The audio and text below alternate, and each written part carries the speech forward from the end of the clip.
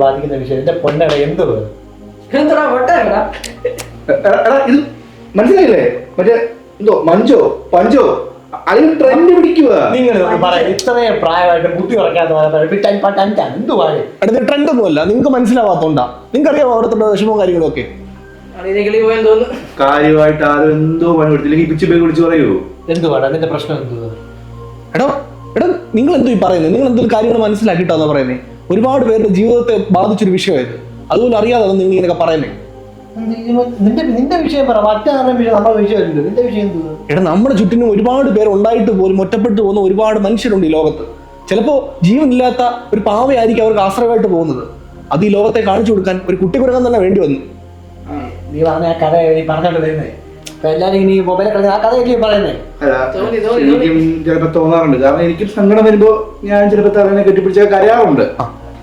നമ്മൾക്ക് എല്ലാവർക്കും ജീവിതത്തിൽ ചിലപ്പോഴെങ്കിലൊക്കെ ഒറ്റപ്പെടലുണ്ടാകും. പക്ഷെ ഞാൻ ചിന്തിക്കുന്ന ഈ ഒറ്റപ്പെടുന്നവരോട് ഈ നാളുകളിൽ നമുക്ക് പറയാനുള്ള സന്ദേശം എന്തായിരിക്കും? ഈ നോമ്പിന്റെ സമയത്ത് നമുക്ക് എന്ത് പറയാൻ പറ്റും? നിനക്കല്ല ഏറ്റവും കൂടുതൽ നന്നായിട്ട് പറയാൻ പറ്റും. എന്തായിരിക്കും നമുക്ക് ഇങ്ങനെ ഒരു പാവ ഉണ്ടെങ്കിൽ ഇതൊക്കെ നടക്കും? ഒരു ജീവനില്ലാത്ത വസ്തുവിനെ കൊണ്ട് എന്ത് നടക്കും? എന്നാൽ ചിലപ്പോൾ ജീവനില്ലാത്ത ഒരു വസ്തു പോലും ഒരു ആശ്വാസം ആകാറില്ലേ? ഉണ്ടോ? എനിക്കൊന്നുമില്ല. ഈ ഒരു കഥ, ഈ ട്രെൻഡിങ് ആയിട്ടുള്ള ഒരു കഥ നമ്മളോട് കാര്യം പറയുന്നുണ്ട്. ആൾക്കൂട്ടത്തിൽ തനിയെ ജീവിക്കുന്ന ചില മനുഷ്യരുണ്ട്. നമ്മൾ അവരുടെ ഹൃദയത്തെ മനസ്സിലാക്കുന്നില്ല. ഒറ്റപ്പെടുത്താനോ ഉറ്റുകൊടുക്കാനോ അല്ല ഈ നോമ്പുകാലം, ഉറ്റവരായി തീരാനുള്ള ഒരു വിളിയാണ്. ചിലർക്കൊക്കെ നമുക്ക് തോന്നും ഈ കുഞ്ഞു പാവയ്ക്ക് അല്ലെങ്കിൽ ഒരു തലേണയ്ക്ക് എങ്ങനെയാണ് ആശ്വാസം നൽകാൻ കഴിയുന്നത്? ആ മനുഷ്യൻ അതിനെ, അല്ലെങ്കിൽ ആ കുട്ടിക്കുരങ്ങ് അതിനെ നെഞ്ചോട് ചേർത്ത് വെക്കുമ്പോൾ കിട്ടുന്ന ഒരു കംഫർട്ട് സോണാണ്. ജീവനുള്ള നമുക്ക് എന്തുകൊണ്ട് മറ്റുള്ളവരെ ഒന്ന് ചേർത്ത് വെക്കാനോ അല്ലെങ്കിൽ മറ്റുള്ളവരെ ആവശ്യങ്ങളിൽ അവർക്ക് ചേർത്ത് വെക്കാൻ നമ്മളെ തന്നെ ഒന്ന് വിട്ടുകൊടുക്കാനോ തയ്യാറാകുന്നില്ല?